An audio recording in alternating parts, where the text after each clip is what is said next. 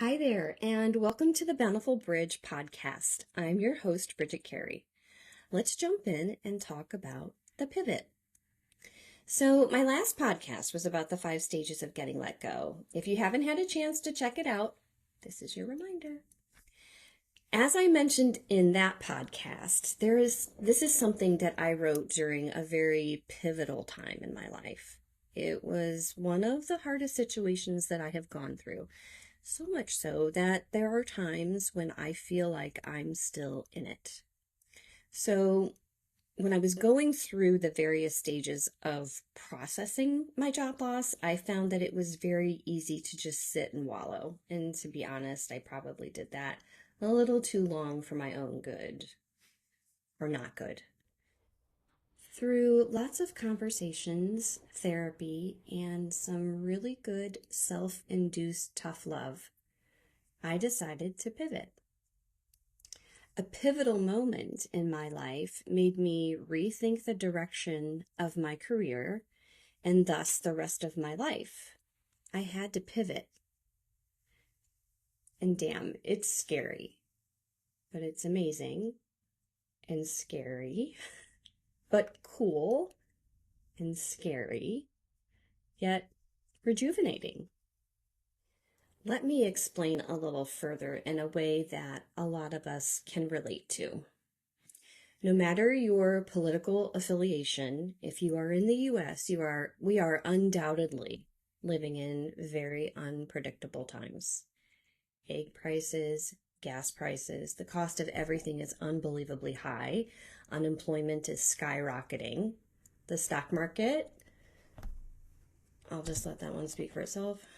The point is that it seems like every day there's a new fear, a new disaster, a new reason to be frustrated and angry. So it's easy to stay in that state of negativity. I'm not denying it's there. I hear it. I see it. I'm living it.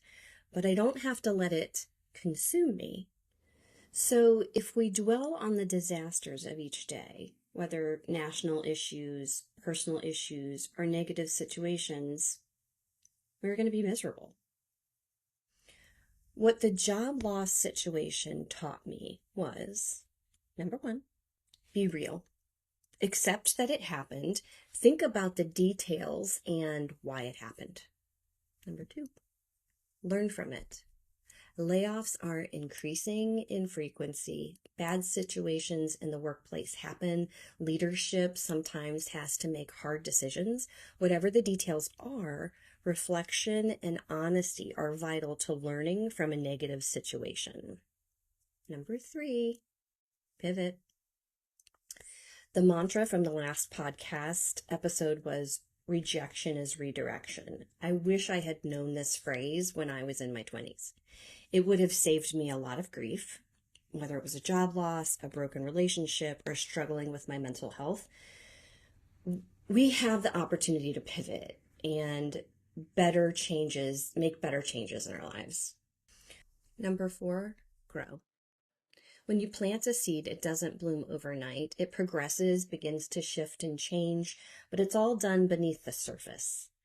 Roots are being established so that as the flower grows, it can stand tall, strong, and bloom.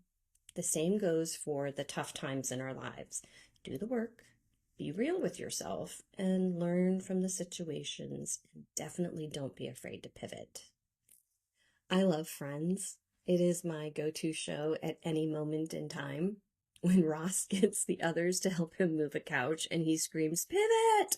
repeatedly, it is hysterically funny and annoying. But guess what? He's trying. He's refusing to give up, and he learned a lesson. Pay for the furniture delivery. Watch that episode if you get a chance. It's a good one. Many situations we go through in life don't necessarily have to do with the actual situation, but rather what we learn from it and ultimately learn about ourselves. I always tell my kids this. We can't control other people's actions, but we can control how we respond to them. One more story to share. In the last week, I have talked with a few people who are facing very uncertain times in their lives, job instability, bad work environments, and debilitating illnesses, just to name a few. I do not have a magic wand to wave in front of them to make their challenges go away. I really wish I did, but what I am sure of is the pivot. We cannot stop shifting, trying, or growing. Otherwise, we crumble and fall. Don't do that. I've been there. It's not fun, and it makes life so much more complicated. We have to keep striving and pivoting. Someone very close to me is really struggling with where they are in their career right now. They wake up in the morning and they dread going to work, and they come home and sit in the miserableness of their day, only to get up and do it all over again the next morning.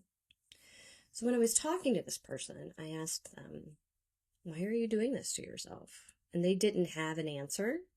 So I just simply said, learn to pivot. You know, there are other things out there that you want to do. So why aren't you finding a way to do them? And what's interesting is we had a mutual conversation several months ago with a neighbor who seemed to really enjoy what they were doing in their life. And the honest answer that they gave as to why is that they figured out what they love to do. They found out what they love to do, and then they figured out a way to earn an income by doing it. I know that this is not going to happen overnight, and you may have to start small. But if something is making you that miserable, even if it's earning your paycheck, you have to find a way to allow yourself to be happy the majority of the time. Otherwise, what are we doing here? What is all of this for? If we aren't happy and fulfilled, our life really does lose its purpose. And side note, that's kind of the reason why I started this podcast. Sometimes we will get it so very wrong, and other times, if we choose to learn the lessons that life hands us, we can get it right. Pivot. It's not giving up. It's just shifting slightly in a new direction that hopefully leads you to a better path. My mantra for this episode is grow through situations. Don't go through them. Grow through your situations. Thank you for joining me in this space where we can reflect, learn, and connect, even in the midst of life's chaos. If today's episode resonated with you, feel free to share it with a friend who might need to hear it too. You can always find more reflections through my written essays and my novel, The Glass House, at bountifulbridge.com, or purchase directly through Amazon or Kindle. Until next time, stay grounded, stay curious, and continue to recognize where you need to pivot.